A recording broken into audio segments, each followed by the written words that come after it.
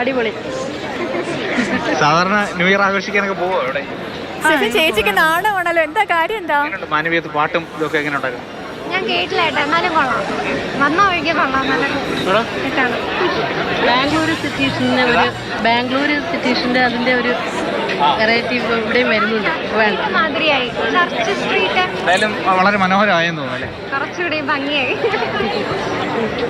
തീർച്ചയായും ഇതാണ് ഓരോരുത്തരുടെ അഭിപ്രായം. അതായത് നമ്മുടെ മാനവീയത്തെ ബാംഗ്ലൂരും ഒക്കെ ആയിട്ടാണ് ആളുകൾ താരതമ്യം ചെയ്യുന്നത്.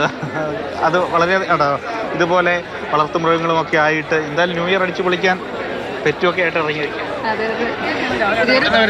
ഇവിടെ വഴുതക്കാട് ന്യൂ ഇയർ ഒക്കെ അടിച്ചു പൊളിച്ചിട്ട് ഇങ്ങോട്ട് കൊണ്ടുവന്നു.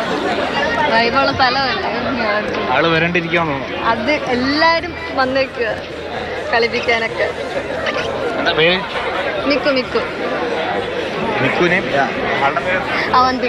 മിക്കും അവന്തികയാണ് നമ്മോട് സംസാരിച്ചത്. ഇതുപോലെ വളർത്തുമൃഗങ്ങളുമായി ആളുകൾ എത്തുന്നു, അതോടൊപ്പം തന്നെ കുട്ടികളും കുടുംബവും ഒക്കെയായി ആളുകൾ എത്തുന്നു. അങ്ങനെ ഒരുപാട് സന്തോഷം നൽകുന്ന കാഴ്ചകളാണ് യഥാർത്ഥത്തിൽ മാനവീയം വീതിയിൽ നമുക്ക് കാണാൻ കഴിയുന്നത്. പ്രത്യേകിച്ചും നേരത്തെ വലിയ പാട്ടും നാടൻ പാട്ടും നൃത്തവും ഒക്കെയായി ആളുകൾ യുവാക്കളൊക്കെ തന്നെ ഇവിടെ ഇങ്ങനെ തടിച്ചുകൂടിയിരുന്ന ഒരു സ്ഥിതിയാണ്.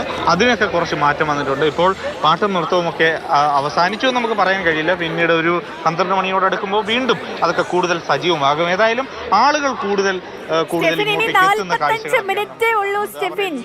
പുതുവർഷം പിറക്കാൻ